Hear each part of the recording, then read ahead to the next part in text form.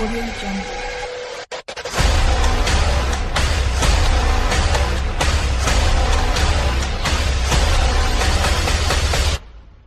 Приветствую вас, друзья мои. Мы находимся недалеко от Минска. Есть такой дачный кооператив, называется Осеевка. По-моему, Осеевка. Это где-то в паре километров от населенного пункта Гатово. Ну, фактически Минск. Это от Минской кольцевой дороги здесь буквально несколько километров. Сегодня знаменательный день. Сегодня мы первый раз устанавливали печку хорватской компании «Пламень». Вот. Мы привезли их буквально недавно. Уже очень много отгрузили, но вот устанавливаем только первую. Ну что, давайте посмотрим, как работает печка. Может, она ваша. Вот она, белорусская дачная живопись.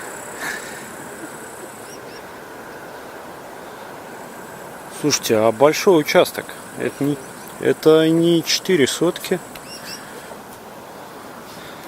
Все класс.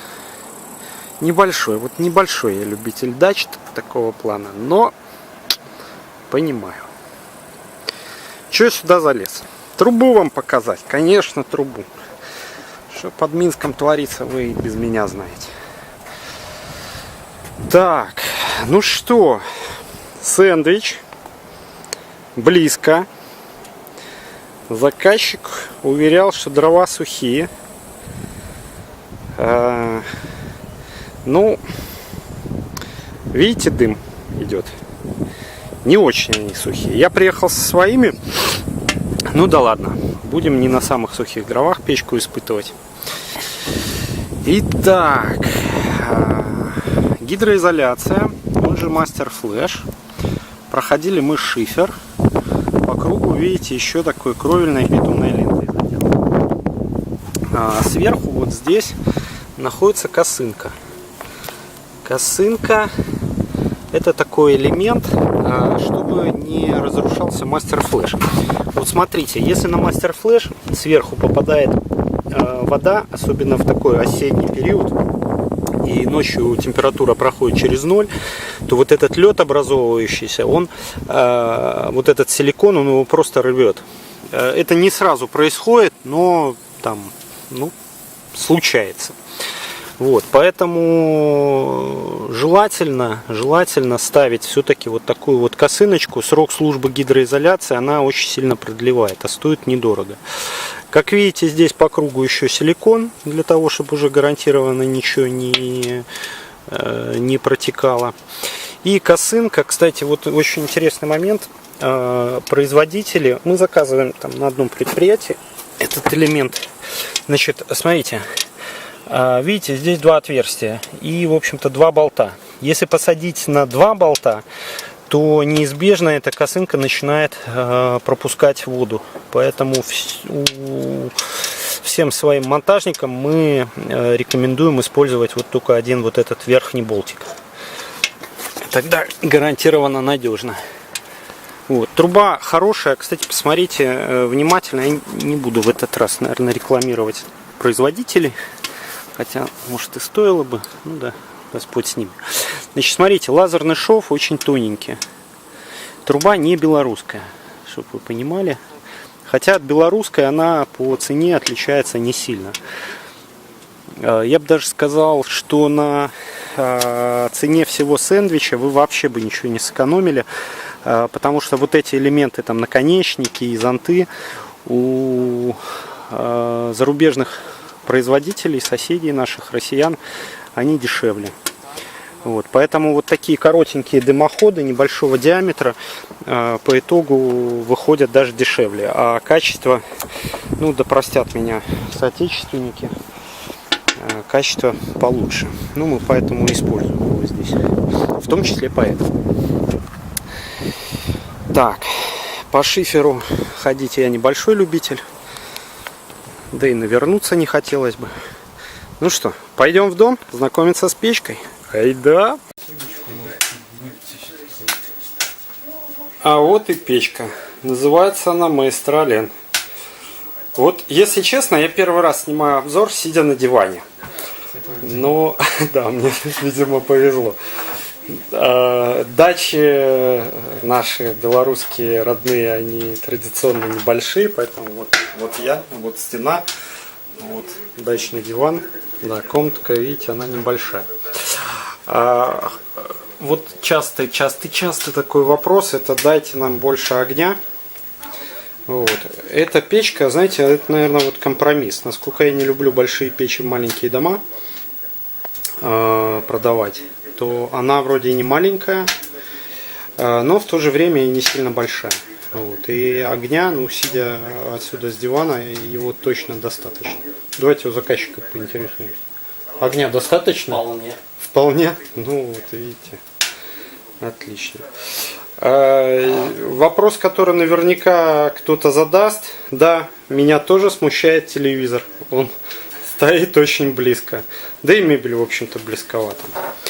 Не надо, не убирайте. Рано еще.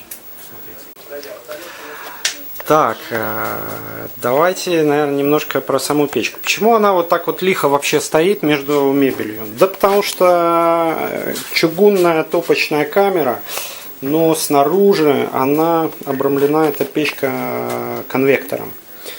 Такой вот стальной конвектор. Вот, до него пока еще можно дотронуться. Ну, снизу он вообще вот здесь вот холодный. Значит, вот тут снизу сюда поступает воздух холодный, и он прогоняется в щели между вот этими стенками, внутренней и внешней, и через эти отверстия выбрасывается на помещение. Причем эти щели находятся и сзади, вот, и по бокам. Здесь жарко, ну и на улице должен сказать, что тоже не холодно, я тут в шортах, в майке, но здесь реально жарко, вот уже так. Часто люди спрашивают, а вот маленькие дети, да, так вот, когда дети маленькие, и вы все-таки переживаете, что они будут прикасаться к печи, то с такой печкой им будет сложнее обжечься. Ну, то есть ожог, возможно, будет, но не такой сильный, как если бы кто-то дотронулся там до чугуна. Вот. Хотя в любом случае в инструкции будет рекомендация убрать горючие предметы и мебель в том числе. Вот прежде чем к регулировке печи приступим, я сейчас достану свой телефон, фонарик, потому что здесь так темновато немножко, и покажу вам. Мы стали сейчас применять экран для защиты стены. Стены, обратите внимание, на них обои. Это каркасно-щитовой, да? Да. Каркасно-щитовой дом, и, естественно, печку близко к этой стене ставить нельзя. Ну и городить большую конструкцию с гипсокартона тоже не хотелось. Так вот, решение, как, значит, защитить стену. Итак, смотрите, металлический лист.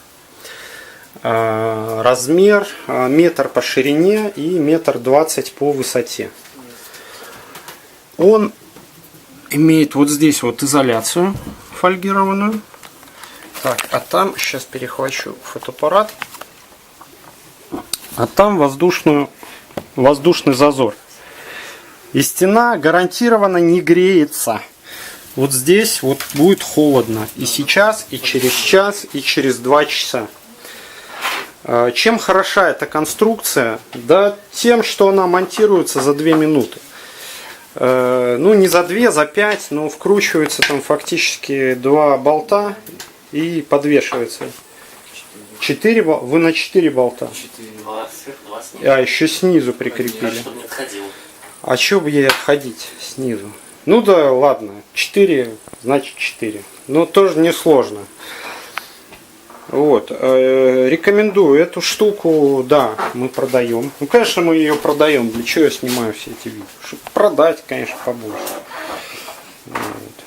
Ну, вещь, правда, полезная. Она избавит вас там от пыли, от геморроя и стоит недорого, обещаю. Причем проектировали мы ее сами. Мы, конечно, посмотрели у буржуев. Не буду называть производителя, но предлагали нам ее продавать здесь в розницу за 250 евро. Вот. Ну 250 евро, ну, по-моему, это как бы глупости в Беларуси продать такую вещь. В общем, стоит она там дешевле. Больше, чем в 2 раза. В 3, наверное, в 3 раза дешевле. Или в 4. Ну, короче, неважно. Недорого. Недорого. Возвращаемся к печке. Стекло чистенькое. Дрова, в общем и целом, они сухие. Здесь немножко сосны, ну а так тут яблоня. Пламя очень красиво горит. Вот я сейчас попрошу коллегу своего, он поддержит фотоаппарат. Держи, а я порегулирую.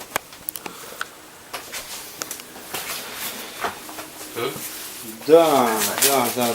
Классная штука. Давайте сейчас я, ребята, вам тоже покажу классную штуку. Так, а где кочерга? Вон около печки. Там лежит. Около печки. Смотрите, ну так как это была первая поставка, и на выставке, когда я увидел этого производителя, я не поверил, что столько модных штук и все аксессуаров, да, и все они бесплатно в комплекте. Кочерга. Это самая применяемая вещь в камине. Ни совки, ни щетки, именно кочерга, потому что ей шевелят дрова. Так вот, ее производитель укладывает в каждую печку. Маленькую, большую, дешевую, дорогую. В любые печи будет вот такая вот штука. Супер. Вот, ну, прям спасибо. И вот такая перчатка. Кто следит за видеообзорами нашими, я всегда говорю, надо вот в перчатке. Ох, далеко не все производители укладывают перчатки. Надо, а если укладывают, то сейчас какие-то брезент строительные, вида у нее никакого. Здесь и печка красивая, ну и перчаточка тоже. Стильная, да. Даже написано пламень. Так что буду регулировать безопасно. Итак, давайте посмотрим, как она отреагирует на регулировке. Что хочу добиться? Того, чтобы пламя там притухло и печка перешла в режим длительного горения. Для этого я сделаю 2 операции. Во-первых, закрою подачу воздуха снизу. Во-вторых, прикрою шибер, ограничу тягу. Здесь останется все равно подача воздуха в топку. Будет идти подача воздуха на стекло, поэтому печка полностью точно не потухнет. Вот. Ну, давайте посмотрим, насколько печка перейдет или не перейдет в режим длительного горения. Так, хлоп. Ага. Вот я бы даже сказал, что и шибером пользоваться это не обязательно. Затухает. Потому что пламя затухает. Оно не потухнет. Но то, что интенсивность стала меньше, это точно. Кстати, смотрите, это я вот и вам, и заказчику сейчас говорю. Вот здесь болтик, и там с обратной стороны гайка. Гайку откручиваете, поджимаете болтик, да. Она будет прижиматься плотнее. Единственное, что там появится, возможно, там звук такой, скрежет большой. Вторая часть балета. Давайте прикроем шибер.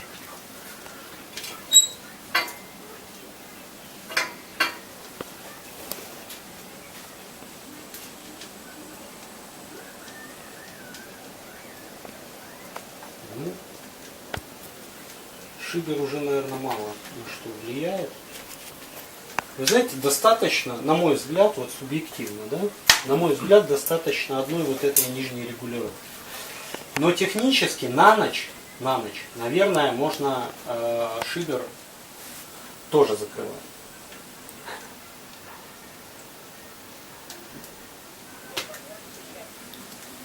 Внизу, Володь, послушай, а сними-ка немножко снизу. Вот что хочу показать, очень интересно, пламя играет. Это да, для любителей тех, кто это постелит шкуру, возьмет, да, бокал коньяка, вина, сока, чая. Лучше, да, лучше 2. Вот. Красивый такой ореол горения. Интересный.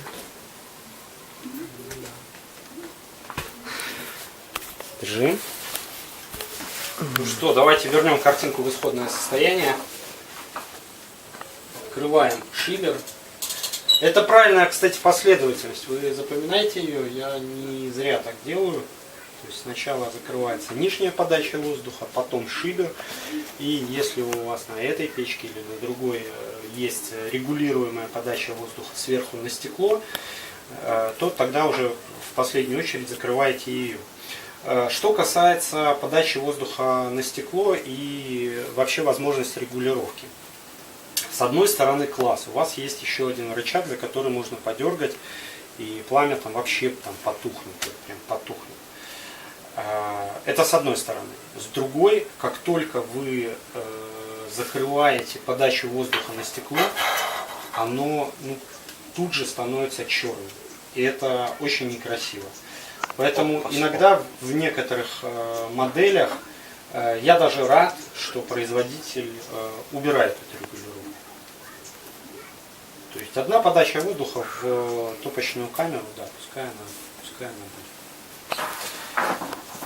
Ну что, эксперимент удался. Как видите, печка разгорается, греет замечательно. Она полностью чугунная. Кстати, вот почему пламень? Почему привезли пламень и почему он нам нравится? Да потому что это чугунолитейное предприятие. Мне очень нравятся печки, производители которых имеют вот полный цикл у себя на заводе. Вот. Это Йотул, это Invicta там, в том числе.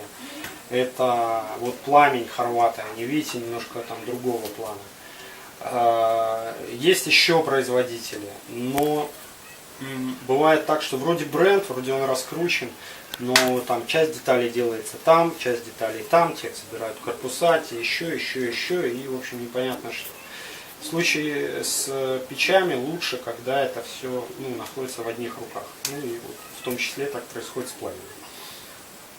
Печка недорогая. И чем она классная, действительно крутая, это то, что по цене она немножко дороже, чем печи белорусского производства. Извините, я патриот своей страны, но я не очень люблю недорогие стальные печи. Вот. Ну, во-первых, эстетически они не очень нравятся. Вот. Во-вторых, мне не очень нравится там менять детали. Шамотные плиты там и прочие радости. То есть для меня, как это, советского человека, печка должна быть чугунной. Как буржуйка. Буржуйка, да. Ну вот, пускай повернется у нас, да, язык называть ее буржуйкой, эту печь. Ну, собственно, почему нет? Почему нет? Принцип тот же. Это принцип тот же. Вот. Печь интересная, надежная. Что еще есть? Я обещал вам показать подачу воздуха. Володь, подойди. Значит, смотрите. Кстати, вот эта ручка, она не горячая совсем. Ну, горячая дверца, поэтому лучше все равно браться руками, иначе вот рано или поздно к двери вы рукой таки прикоснетесь. Значит, приоткрываем дверцу. Что я делаю сейчас?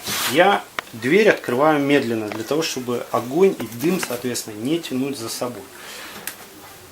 Оп.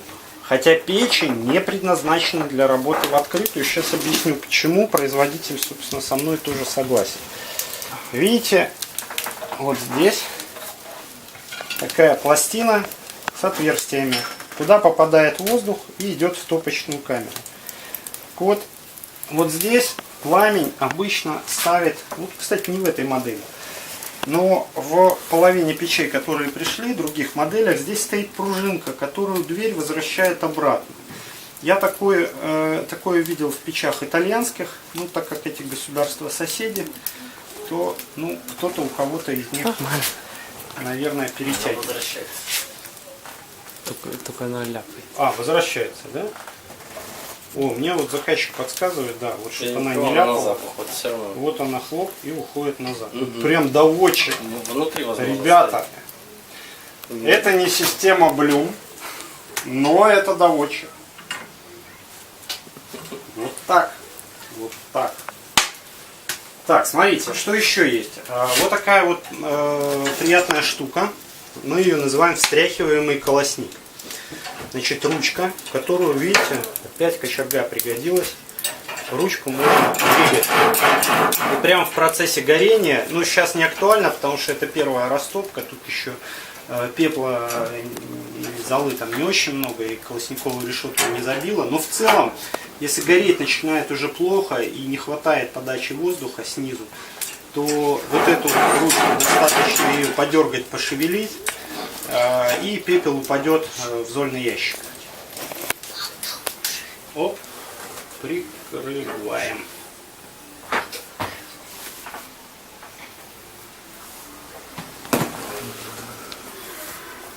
Разрешите, сэр. Так, а вот что еще вам покажу интересное. Вот такой кружок. Назовем ее плита. Ну или такое вот как обозначение под плиту. Вы казан сюда не поставите, но сюда станет небольшой чайник. Может небольшая там. Да. Заказчик принес мне ножик для того, чтобы мы могли. Ну и тогда давайте возвращаемся в исходное положение. Я суну руки. Не жалко. Оператор снимает. Ножик. Сейчас мы быстренько глянем, что происходит под ней. Так, она горячая, вот прям вот горячая.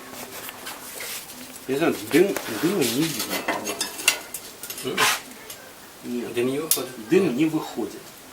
Это вот часто люди задают вопрос, не по поводу этой печки, а любой печки с плитой, а пойдет ли дым. Я уже снимал обзор, дым не шел никуда. Ну и здесь в данном случае он тоже не идет. Ну и в закрытую уж тем более. Дыму легче пойти в дымоход, чем не в лицо. Потому что тяга там, а не здесь. Здравствуйте. Здравствуйте. Здравствуйте.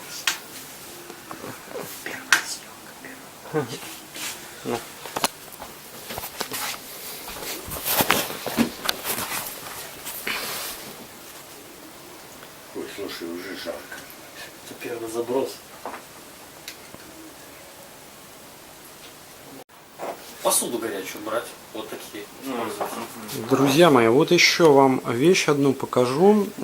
Здесь в этом доме, помимо экрана заднего, вот уже заказчики сами сделали подиум под печку.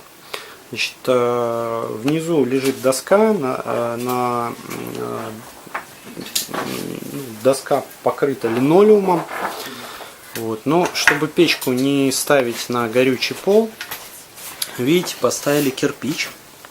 А на кирпич положили лист металлический. Он у вас был? Купили вы? Нет, я под старую печку готовил крышку. И вот как раз пригодилось. Это я привез, сделал.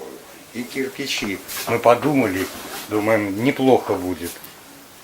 Но я, Саша, договорился. Здесь потом нержавейкой мы полоску пустим. Прекрасно. И будет классно. Пустите еще полоску вот Да, здесь. да, Вот, да, да, нет, впереди.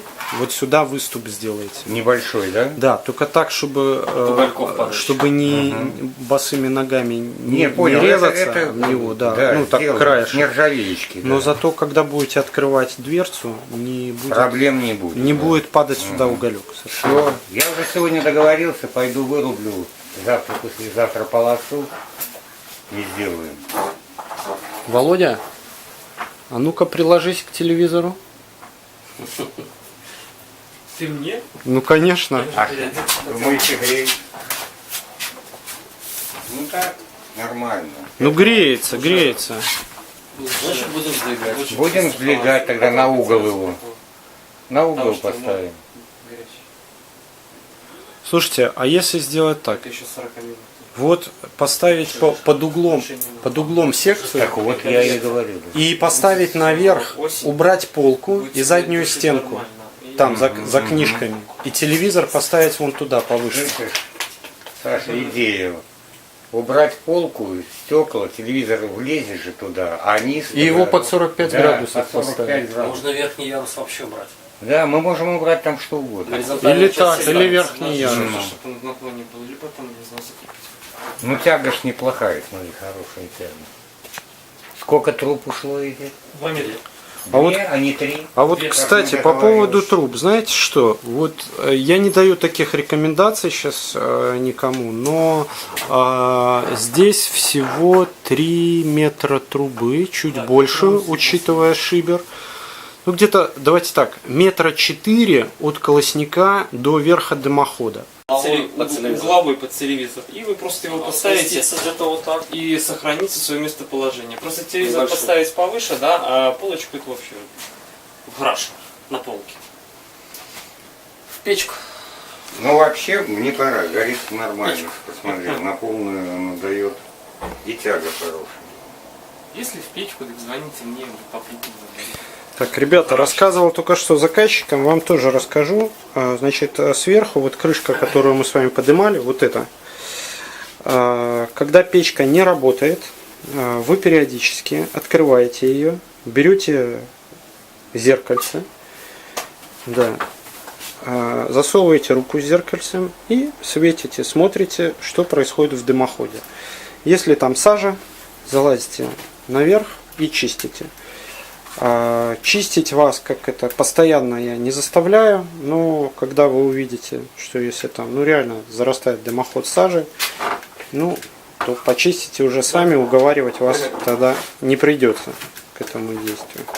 Ну, это для увеличения продаж. Вот, так что, ну вообще это хорошо, что не надо лезть там внутрь в печку и снимать зуб для того, чтобы ее продиагностировать.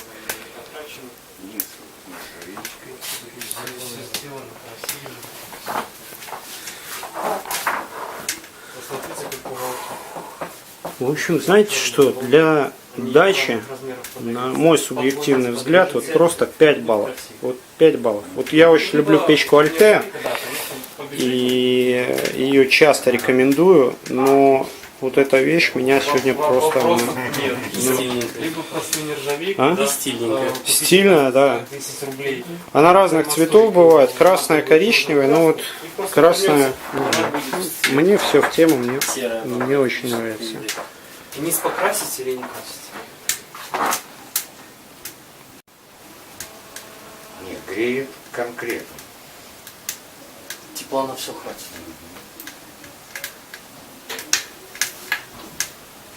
Потом закрываешь на Это минимальную. на полную. Так минимальную поставил он потихоньку и бомбит она. Греет конкретно. Тут же лежит картонка. Сань, помоги, там возле этого сарая около дверей. Есть тут вон от этого поставался.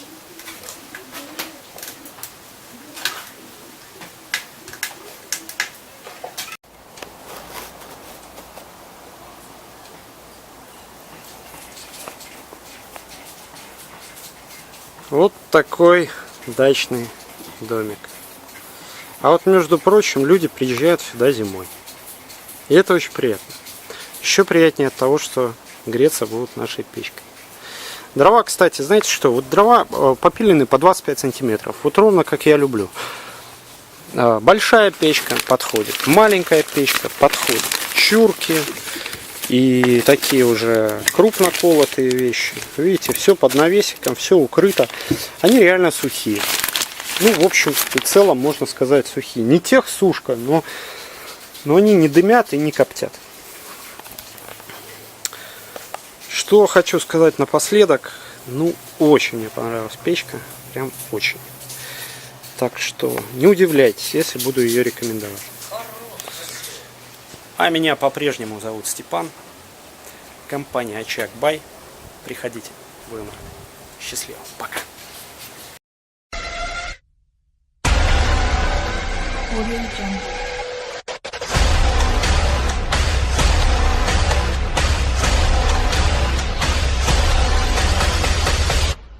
Audio Jungle.